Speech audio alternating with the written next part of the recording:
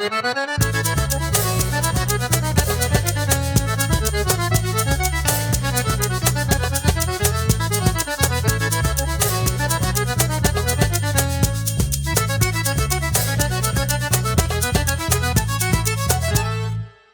Ariston! Seja muito bem-vindo a mais um Manicômio da Política. Tudo bem com você?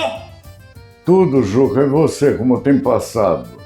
Tudo ótimo! Olha, você tá elegante com essa gravata. Você pode me emprestar qualquer dia desses? Posso até te dar. Eu gostaria muito de vê-lo engravatado, com um paletó, vestido assim, como um parlamentar, como um advogado. Nossa, Ariston, eu vou arrasar. O meu fã-clube vai ficar muito maior. Vou ficar bonito de gravata. Vou até poder ir às reuniões no Congresso. Obrigado, Ariston. Que bom, eu acho que você pode ir além disso. Você pode assumir um mandato parlamentar. Uau! Você daria uma boa contribuição ao povo brasileiro. Que maravilha, Ariston. Estou pensando já em me candidatar, então. Quem sabe, né? Então faça isso, porque os que tem lá não servem nem para robô. Uau! Bom, vamos falar de papo sério. Eu quero falar da COP30 que vai acontecer em novembro. O que você tem a me dizer sobre a COP30, Ariston? Em primeiro lugar, eu acho que nós tínhamos, Juca, que esclarecer à população o que é a COP30. Você sabe o que é? A COP30 é a 30ª Conferência sobre Mudanças Climáticas do mundo todo, não é isso? É isso mesmo. Vem representantes de todos os países, de quase todos os países, porque da última vez os Estados Unidos saíram, não participou. Ele acha que não faz nada que atente contra o clima. E ninguém sabe se dessa vez eles vêm ou não, embora a conferência já tenha convidado o senhor Trump para participar. Vamos aguardar. Eu acho que seria importantíssimo para a gente a presença do presidente dos Estados Unidos. Ô Ariston, eu sei que falta muito tempo ainda, é novembro, mas tem gente reclamando aí de preços para hospedagem de quem vem. O que está acontecendo, hein? Você sabe, Juca, que um dos males da humanidade é a ganância. Nós conseguimos trazer para o Brasil a Conferência Internacional de todos os países do mundo. Localizamos ele numa região que é a mais frágil do ponto de vista da conservação da natureza, que é a Amazônia. Colocamos em Belém do Pará. O governo federal emprestou dinheiro a rodo para que se fizesse hotéis lá para receber os passageiros. E assim foi feito. Triplicou-se o número de vagas que tinha na cidade. Pois, para surpresa nossa, começaram a chegar queixas de fora que estava havendo exploração no aluguel dos apartamentos para a COP30. Estão cobrando 3, 4 vezes o valor das diárias que se cobrava anteriormente. Gente, põe a mão na consciência. Como é que pode isso? Uma conferência que vem nos ajudar. O governo constrói os hotéis e vocês estão se preparando aí para roubar a população que vem ajudar a gente. Isso é furto. Isso é um absurdo. Eu me sinto indignado com esse tipo de comportamento, porque eu acho que, antes de tudo, é um desdém para o país, é uma forma da gente ficar mal falado, porque meia dúzia quer tirar partido das circunstâncias e do momento. Mas não dá para fazer uma regulação desses preços, Ariston? O governo não pode intervir?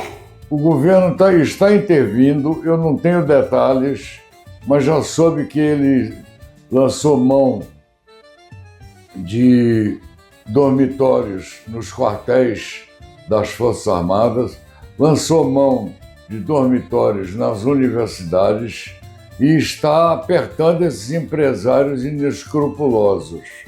Eu acho que no final se acerta tudo. O que vem é aquela ganância de ganhar dinheiro, a pessoa quer ficar rica da noite para o dia. E o que é pior é que não fica, né?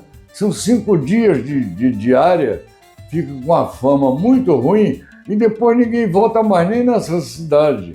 Então é um horror o que eles estão fazendo e não é bom para eles, não é bom para o estado deles e não é bom para o país deles. E não é bom para a conferência, e não é bom para o clima, não é bom para ninguém. Verdade, Ariston. Vou pesquisar o que tem sido feito e voltaremos a esse assunto no próximo programa, pode ser? Que bom, vamos fazer assim. Na mídia, nós temos que ter esse senso de responsabilidade. Nós temos que reportar a realidade como ela acontece. Esse é o nosso papel aqui. Você tá mentindo, Ariston. Você tem um partido, sim. É o Vasco. Ah, isso é verdade. Isso é verdade. Eu estou rendido ao Vasco, mas já desisti, não espero mais que ele faça milagre. E milagre só quem faz é Deus mesmo. E vamos aguardar. Quem sabe um dia o Vasco não se recupera. Vai pra casa, Pedrinho. Vamos ver se o Big Bob, lá dos Estados Unidos, conhece alguém que acha que o Pedrinho tem que continuar. Vamos ver o que os americanos estão dizendo do Vasco, Ariston, beleza? Eu acho que nada, nem conhece o Vasco lá. O Vasco já foi conhecido, hoje em dia não é mais. O Vasco era o time que pegava o Real Madrid e batia, o Atlético de Madrid, pegava os clubes italianos todos, o Milan, enfrentava todos, ganhava.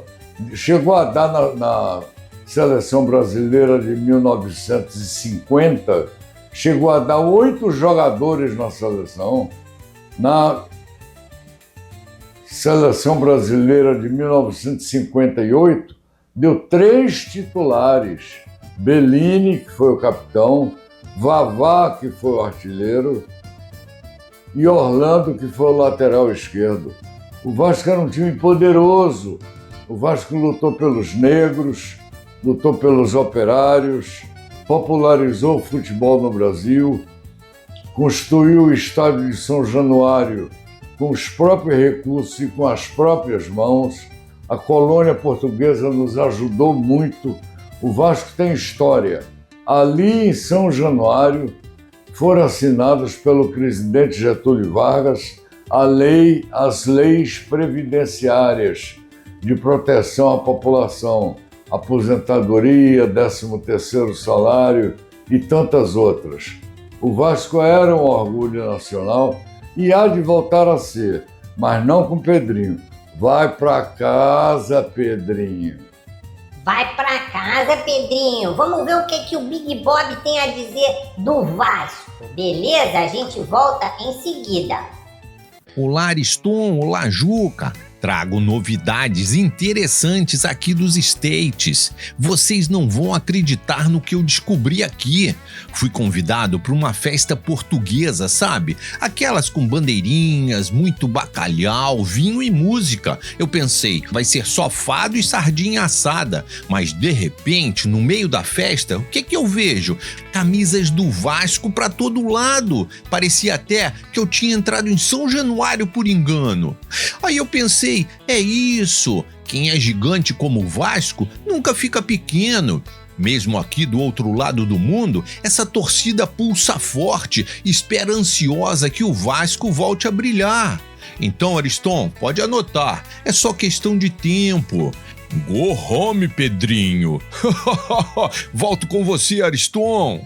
Acabo de ouvir o Big Bob e fiquei muito alegre em vê-lo falar. O Vasco tem saída. O Vasco é muito conhecido nos Estados Unidos, segundo o Big Bob.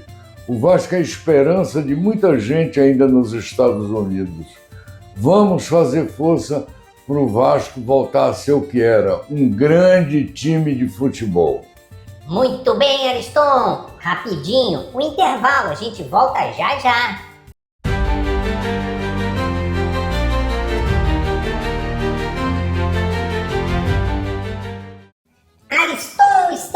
volta! Gostei de ouvir o Big Bob. Tô até te vendo mais feliz, Ariston. É evidente que sim, eu estou feliz porque as notícias foram muito boas. Big Bob me devolveu um ânimo que eu estava perdendo com relação ao Vasco.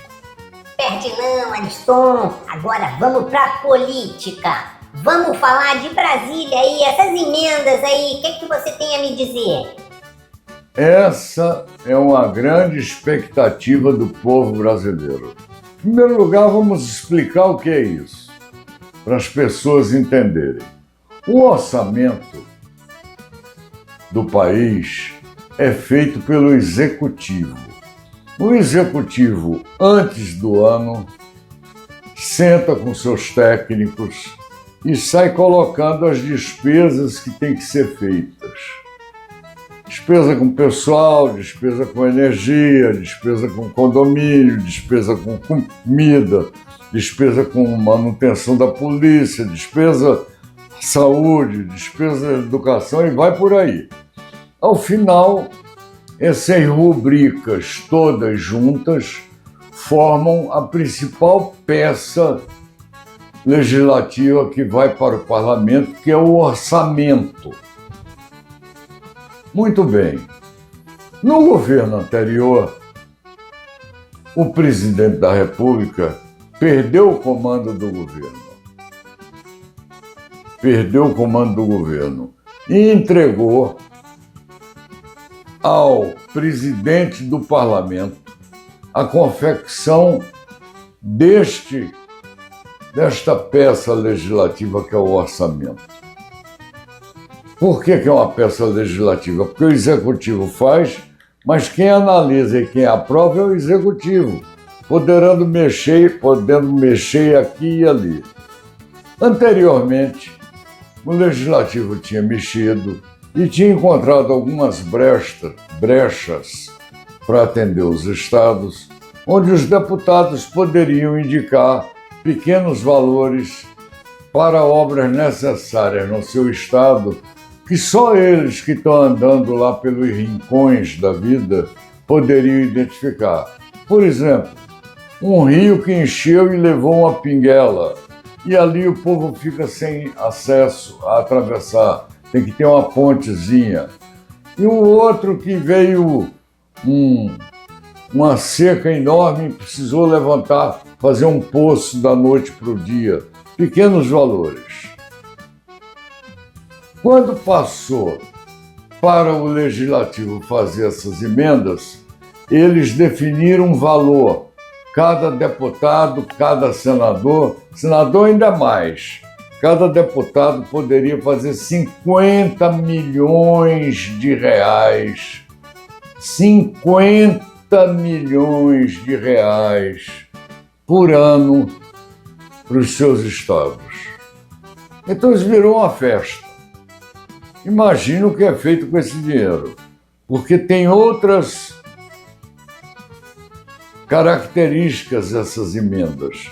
Não precisa dizer quem fez, não precisa dizer para onde vai, não precisa prestar conta e não tem transparência nenhuma. Então virou um festival. O deputado pediu dinheiro, tinha até uma emenda PIX.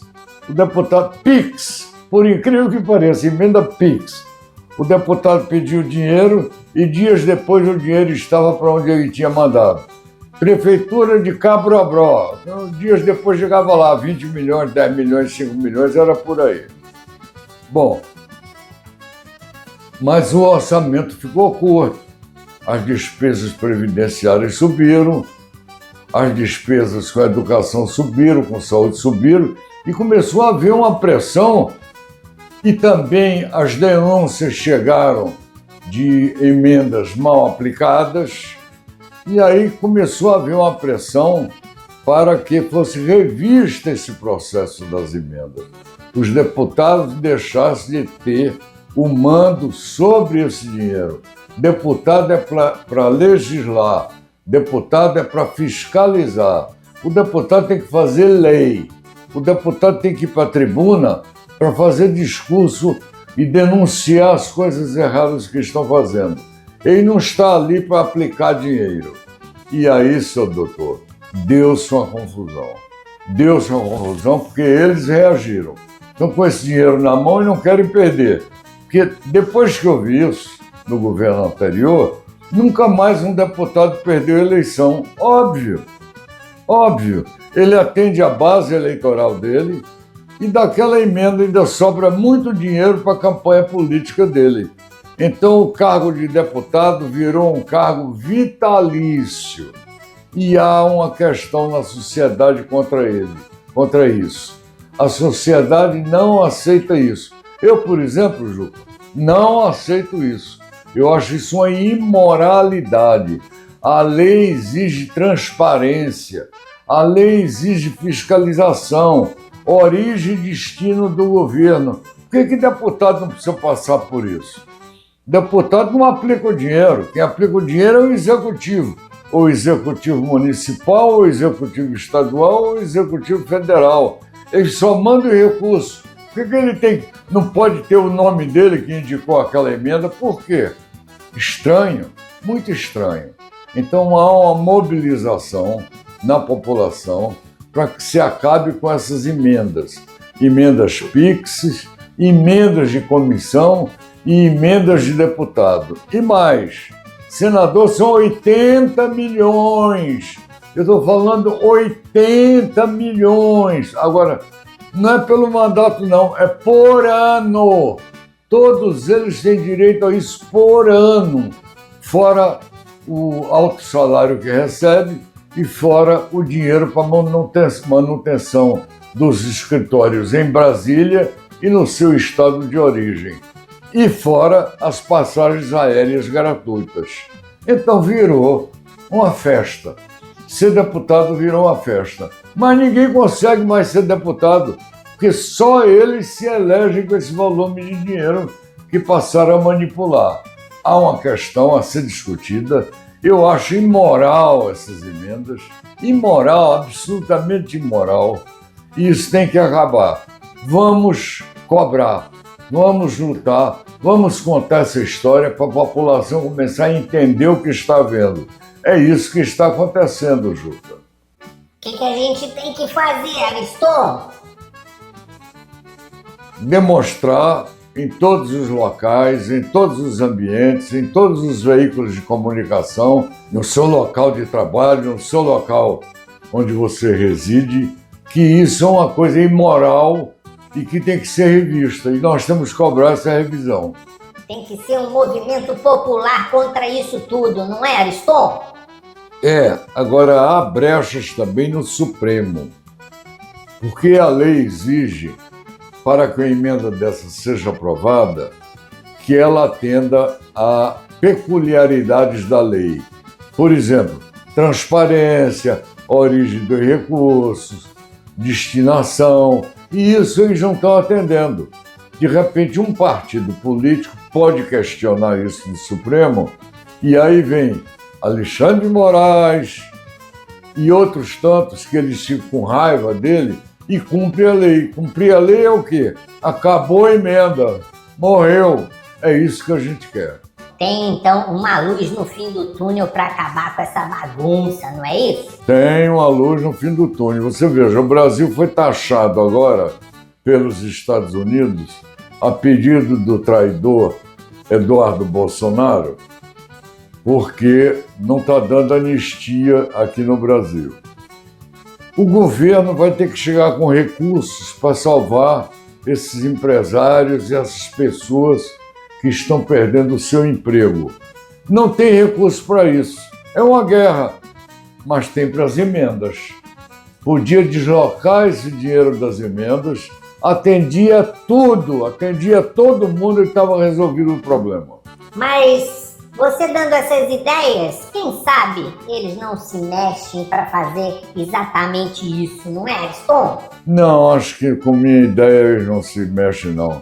Isso tem que ser uma pressão do Poder Judiciário, tem que ser uma pressão da população para que mexa com eles. Isso tem que ser um jogo pesado.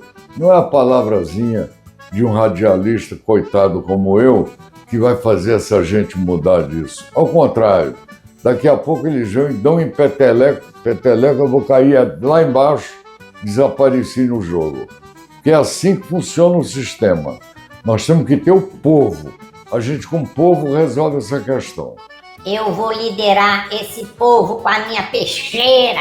Não, lá vem você com a história da peixeira. Já estou ficando incomodado com isso. A próxima vez que eu vier para cá, eu vou trazer uma bainha. Porque pelo menos a gente bota a peixeira na bainha. E não está correndo mais risco aqui. Eu estou falando aqui, faço assim, você bate com a peixeira aqui, perdi o dedo. Não tem cabimento isso. Tô brincando, Ariston, tô brincando. Ó, vamos a um rápido intervalo. Daqui a pouco a gente volta. Fica calminho, Ariston. Tá bom, Ju.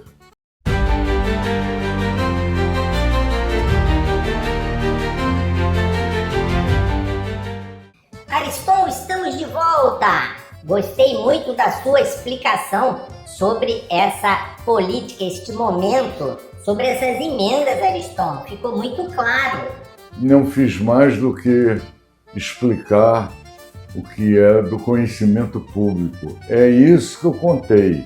Eu não contei nenhum exagero, os valores estão corretos, o modus operandi é esse, é triste, mas é, e eles estão tirando partido disso. E é por isso que eles estão ficando mal na fita. Está todo mundo revoltado. Não tem dinheiro para atender um senhorzinho que precisa se operar, não tem dinheiro para engessar um rapaz que quebrou a perna e precisa recolocar a perna no lugar, mas tem dinheiro para gastar nas emendas parlamentares. Temos que acabar com isso. Isso é vergonhoso. Isso deixa mal o Congresso Nacional. Vamos chamar a Renata Esplanada lá de Brasília para dizer pra gente o que está acontecendo lá com essas notícias que vêm dos Estados Unidos sobre o filho do Bolsonaro. Isso está criando lá um certo tumulto de informações. Vamos ver o que ela tem a dizer? Vamos ouvir o que a Renata Esplanada tem a dizer. Olá, Ariston. Olá, Juca. Aqui em Brasília, os bastidores da política no Congresso estão pegando fogo, no melhor estilo do manicômio da política, o nome do nosso programa. O assunto do momento é o filho do ex-presidente Bolsonaro, o Eduardo, que está nos Estados Unidos. Alguns o veem como salvador da pátria, mas outros o consideram traidor da pátria. A coisa está feia, Ariston, e os desdobramentos das sanções vindas dos Estados Unidos só estão jogando mais lenha nessa fogueira política. Até o pastor Silas Malafaia já resolveu se meter na confusão. E de confusão você sabe, Brasília entende bem. Vamos ver onde isso vai parar. Volto com vocês no estúdio.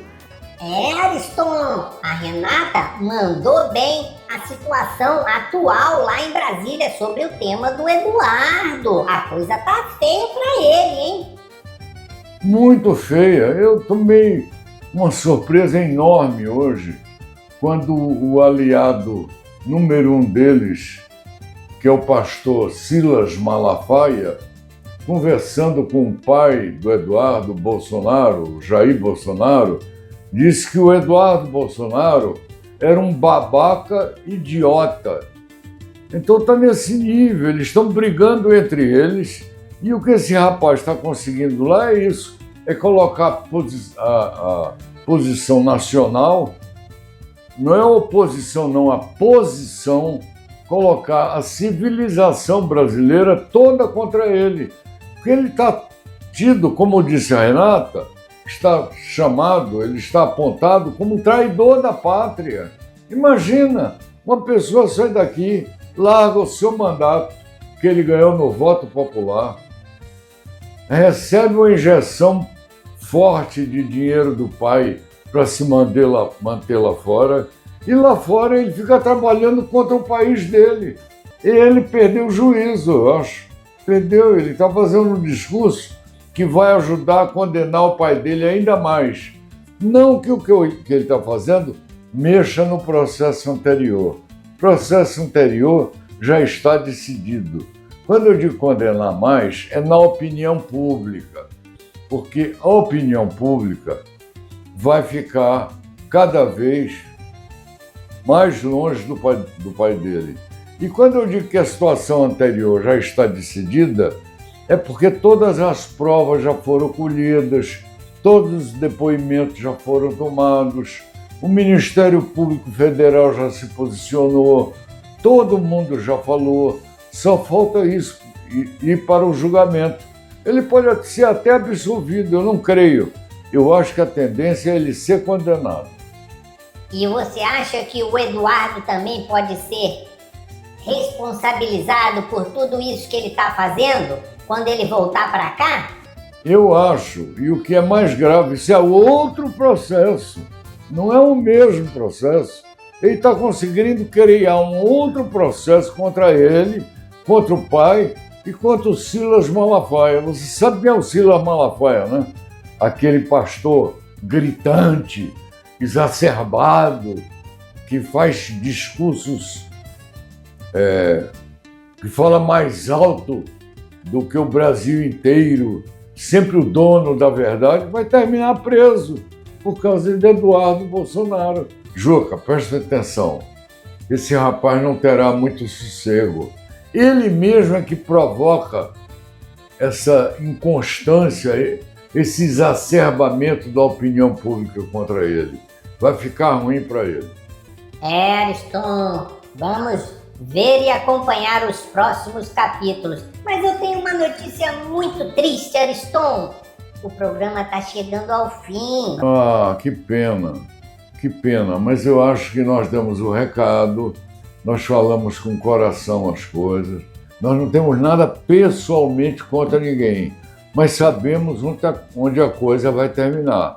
Mas eu também tenho uma notícia boa, Ariston. Semana que vem a gente está de volta. Ah, que bom. Aí vamos fazer um programa alegre, um programa pra cima, um programa feliz. Eu até ia propor uma coisa a você, Juca.